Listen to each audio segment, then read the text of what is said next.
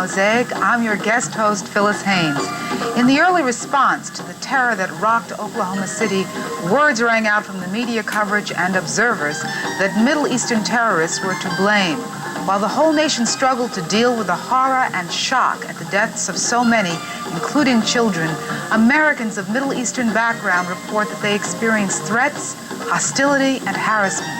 Networks spoke of a frightened woman who miscarried after a rock was thrown through her window. In our discussion, we will examine the problems of misconception and misperception of the Middle Easterners and Arab Americans right here in the U.S. Join me now for the roundtable.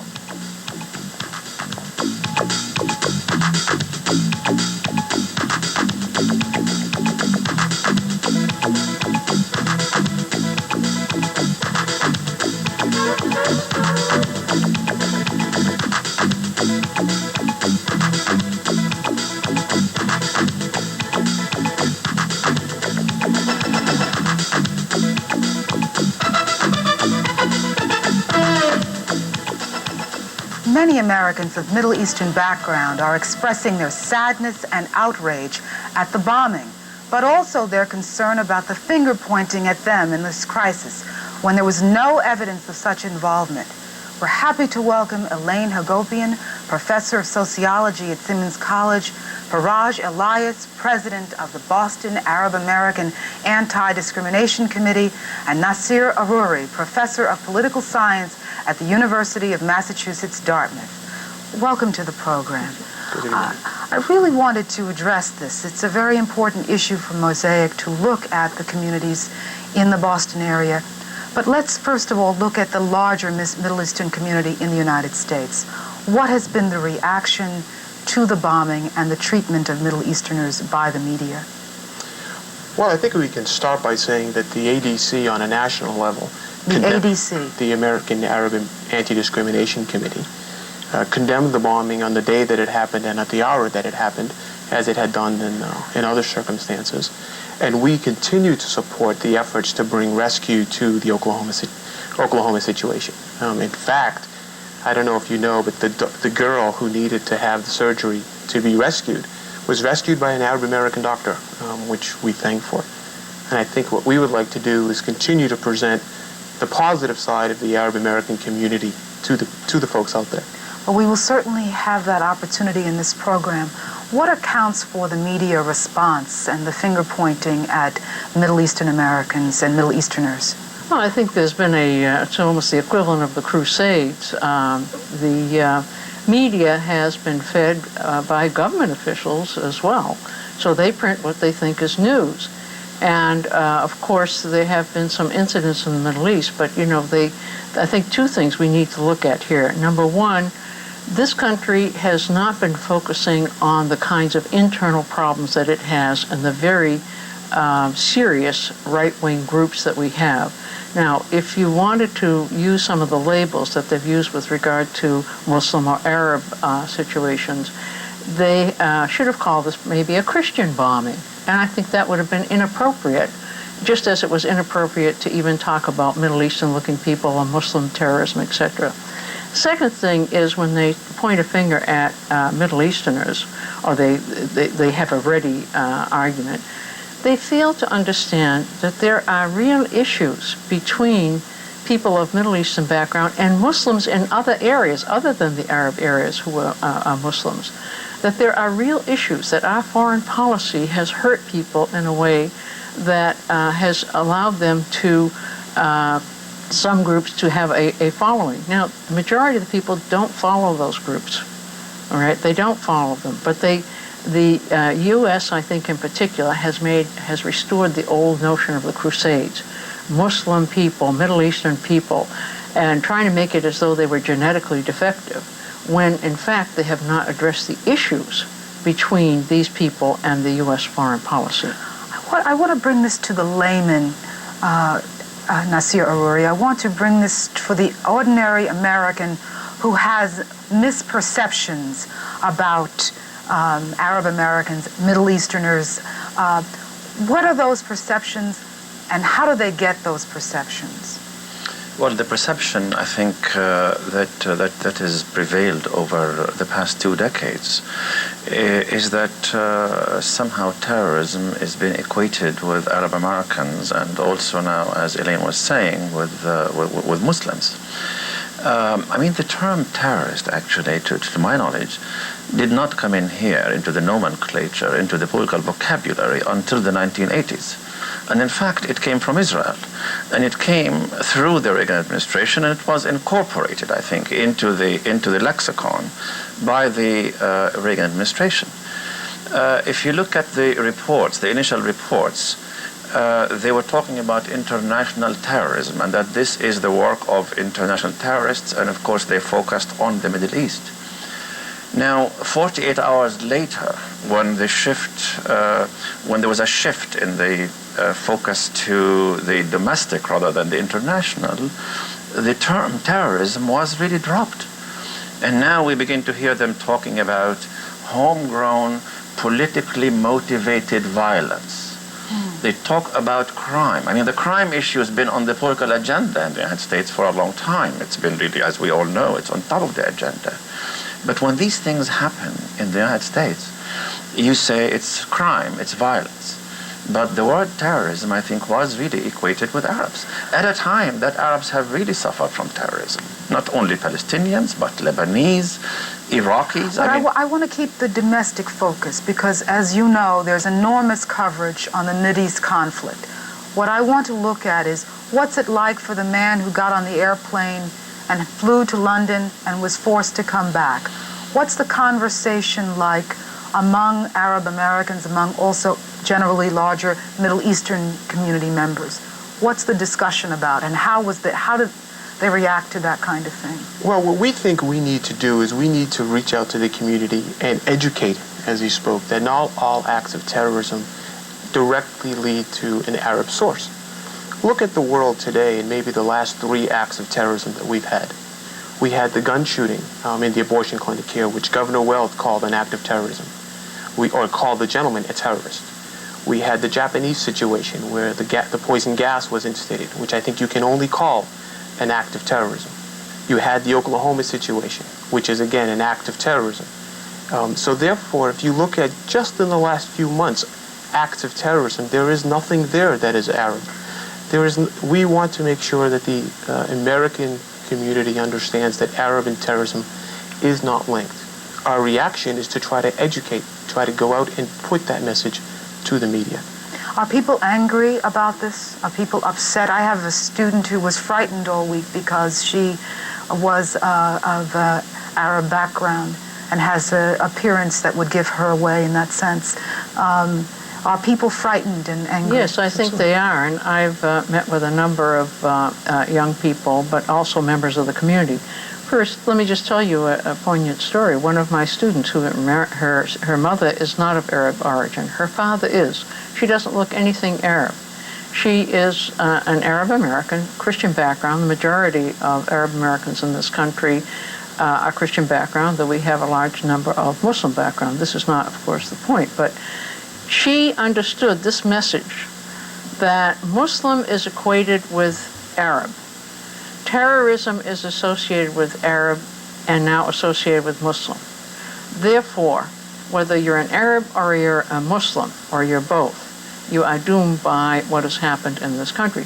She was frightened, and she told me that her father, who is the Lebanese fellow, born here, said, "Thank God it wasn't an Arab."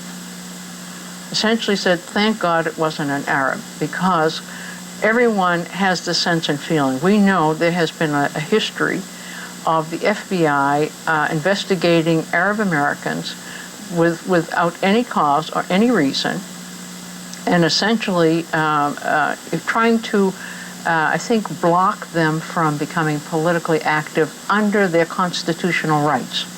You know, we're all allowed to have freedom of speech, but there has been an attempt to have a chilling effect on Arab Americans, and that has a long history to it, which I think Naseer could speak to as well. Again, I know we could go into the history, but I want to stay with Oklahoma City and the safety of the community now. Yeah, I do want to answer part of the question that you asked before about where it comes from. I mean, this perception of Arabs and where it comes from.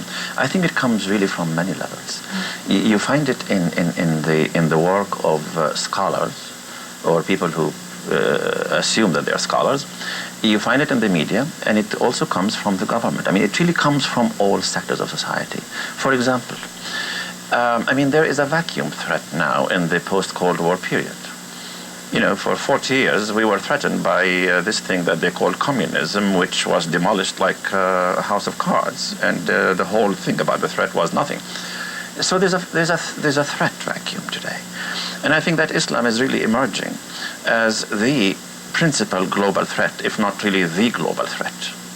And you read people like Sam Huntington, for example, Foreign Affairs, tell you this is a civilizational threat. Newt Gingrich talks about it as a totalitarian threat. You have the media. I mean, our own Boston Globe here.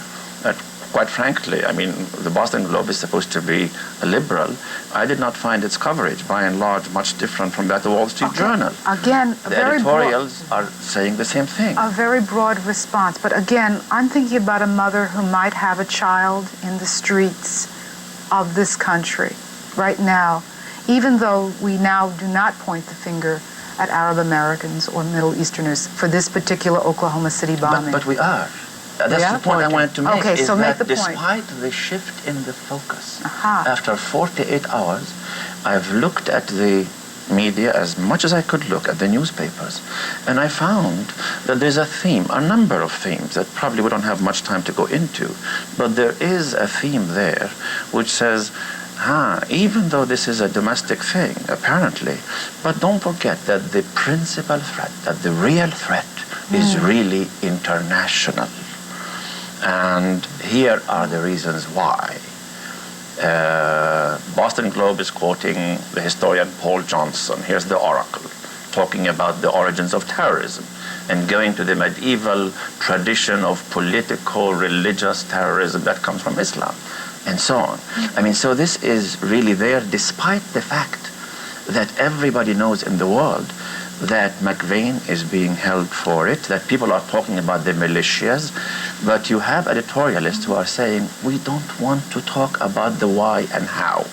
Okay. Faraj, since we have gotten a very good sense, although brief, of the background of the terrorism and the history of the perception of terrorism, again, Americans do not treat other Americans who are of color often as one of their own. How do Arab Americans and Middle Eastern Americans feel about America? What is the sentiment since they've been sort of finger pointed at the Oklahoma City bombing? Well, I think that for the most part we feel that we're Americans. We have American passports. We have the right to vote. We absolutely, I don't want to use the word worship, but those are very strong foundations upon which build.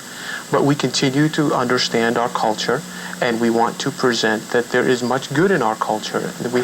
Arab Americans have done a lot for America, just as people from the Middle East have done a lot for the civilization of our world.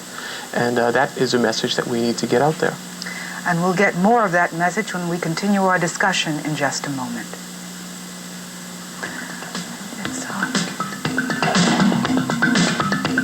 We are a nation in mourning about the tragedy in Oklahoma City, and we are continuing to look at it, an additional challenge and problem that faced the Middle Eastern community in the United States following the tragedy.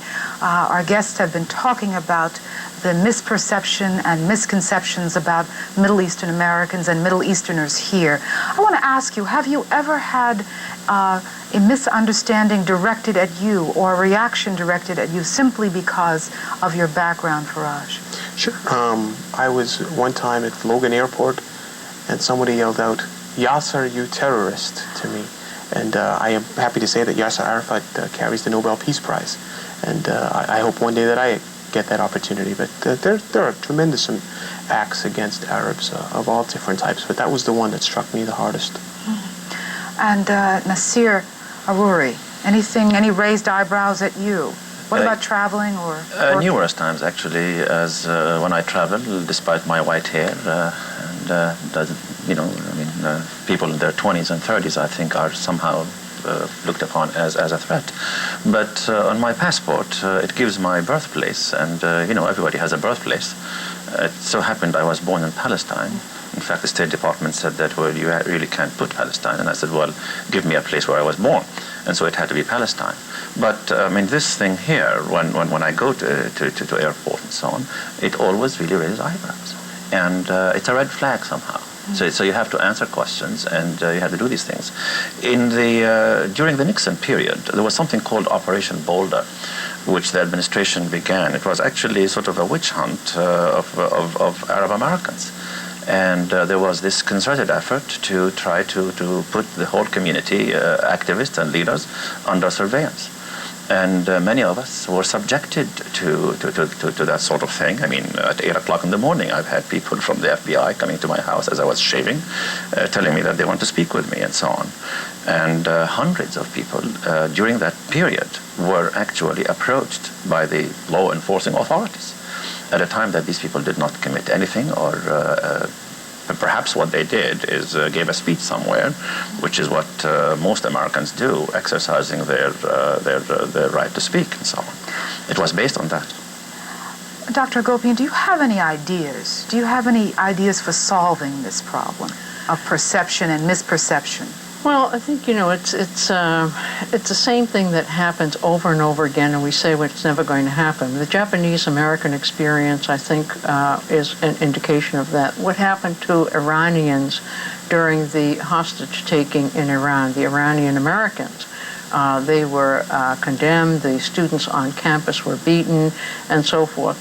Arab Americans have experienced that, and although I have an Armenian name, I am predominantly of Arab origin, and when I have spoken on issues related to the Middle East and have done so in a very careful manner, etc., every effort is made to block me, to condemn me. I've had, in my earlier days, people who have written into the college trying to defame me, and I think we've all, sitting here, have experienced that in one way or another. For the community, this is really something that is very hurtful, because the community that came earlier, those who came in the 20s and 30s, and earlier than before the quota system, these people came, they immediately went right into American society, they became American citizens, and when they became politically active, they became politically active in local politics. They were very much involved in American society, and they are people who have been basically successful. After the issues that have happened in the Middle East, especially the Palestinian question after the '67 war, the '67 war had a real effect on the community. Racism was just simply pouring out of the television cameras, and anyone who was of Arab origin was scared to death. People who had thought of themselves in a different way but were of Arab origin, for example, Lebanese Americans, born here, who thought of themselves as somehow different from other Arab Americans, when they were discriminated against, they were so surprised, because they said, "Well, but I'm Lebanese, or my family is from the Arab world, but we're Lebanese, and Lebanese is Arab." But they couldn't quite connect it because they knew very little about their history. As a matter of fact, there was some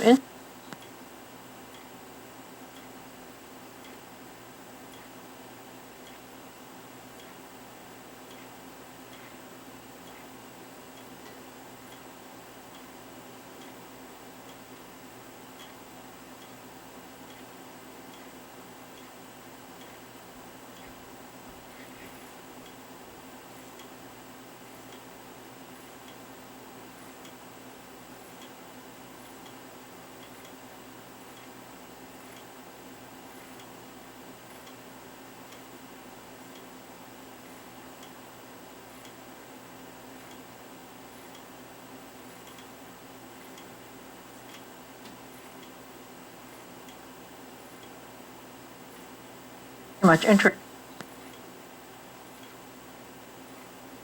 in the Middle East, that they would become politically active, and that therefore you had to immediately chill them. Well, what happened was, attempting to suppress them and oppress them brought them closer to the newly arrived members of the community who were more politically sophisticated, and having left in the 50s and 60s.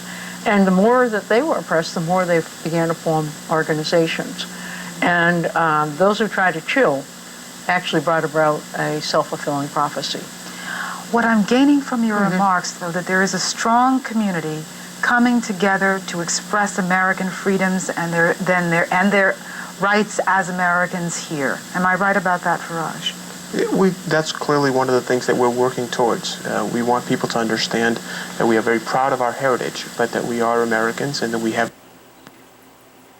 America blesses our citizenship.